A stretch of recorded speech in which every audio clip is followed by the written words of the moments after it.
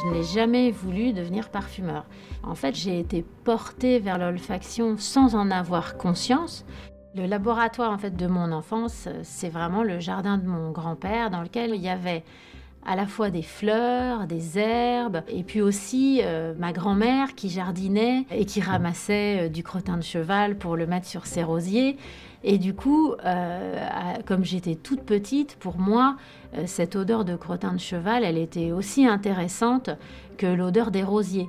Donc depuis le départ, depuis ma plus tendre enfance, pour moi, les odeurs n'ont aucune valeur, j'ai envie de dire. Elles sont toutes à égalité. C'est vraiment créer une bibliothèque olfactive.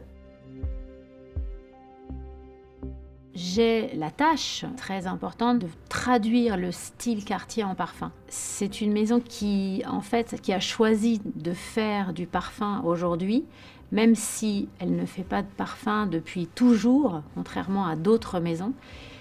Moi, je crois que faire du parfum aujourd'hui, il vaut mieux le faire d'une très belle manière, d'une manière digne, authentique, vraie et artistique, plutôt que de faire du parfum depuis toujours et de finalement ne plus vraiment le regarder, ne plus vraiment le réinventer.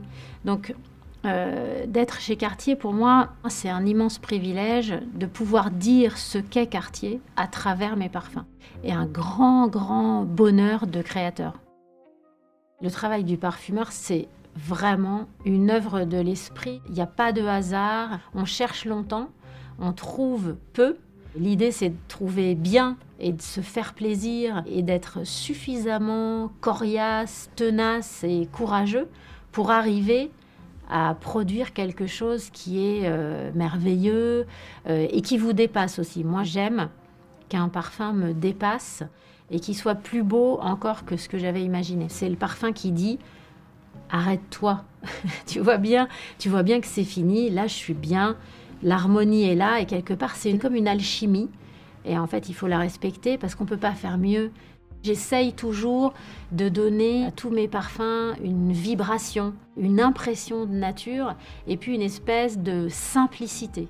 Ne pas surcharger la composition, ne pas confiner à l'abstraction et donner du plaisir dans la reconnaissance des éléments pour aussi permettre aux gens de se repérer dans un parfum.